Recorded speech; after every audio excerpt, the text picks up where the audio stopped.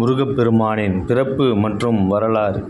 முருகனின் பிறப்பை சுற்றி பல்வேறு கதைகள் இருக்கின்றன. வால்மீகியின் இராமாயணத்தில் அவர் தெய்வங்கள் ருத்ரா மற்றும் பார்வதியின் குழந்தையாக விவரிக்கப்படுகிறார். அவருடைய பிறப்புக்கு அக்னி மற்றும் கங்கை துணை புரிகிறது. மகாபாரதம் முருகனின் புராணத்தை மகேஸ்வரன், சிவன் மற்றும் பார்வதியின் மகனாக முன்வைக்கிறது. கந்த புராணத்தின்படி அசுரர்களான சூரபத்மன், தாரகாசுரன் மற்றும் சிங்கமுகன் ஆகியோர் சிவனை வேண்டி தியானம் மேற்கொண்டனர். சிவன் அவர்களுக்கு பல்வேறு வரங்களை வழங்கினார்.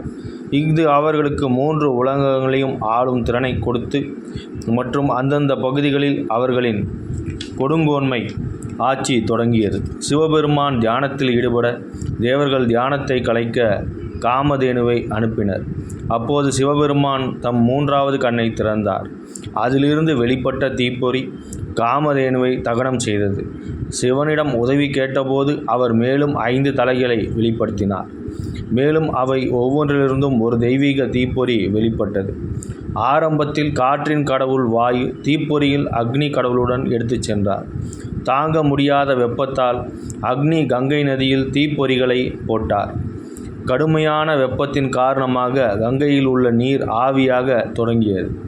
கங்கை அவர்களை சரவண பொய்கைக்கு அழைத்துச் சென்றார். அந்த தீப்பொறிகள் ஆண் குழந்தைகளாக வளர்ந்தன. 6 ஆண் குழந்தைகளும் கார்த்திகை பெண்களால் வளர்க்கப்பட்டனர். பின்னர் அவர்கள் பார்வதி மூலம் ஒன்றாக இணைக்கப்பட்டனர். இவ்வாறு 6 தலை முருகன் பிறந்தார். மகாபாரதத்தின் வனபர்வத்தில் அவர் அக்னி மற்றும் ஸ்வாகாவின் மகனாக குறிப்பிடப்படுகிறார்.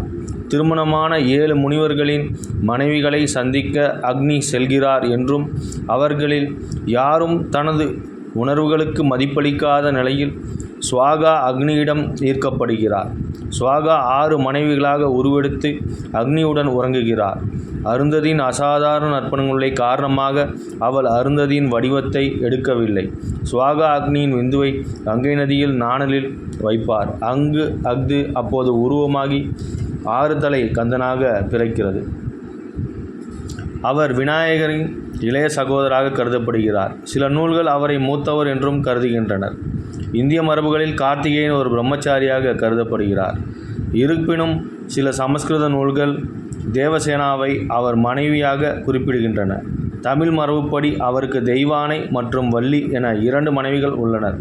சூரபத்மனை முருகன் சம்மாரம் செய்ததால் தேவர்கள் வகையில் இந்திரன் தம் மகளாக தெய்வானையை திருமணம் செய்து வைக்கிறார்.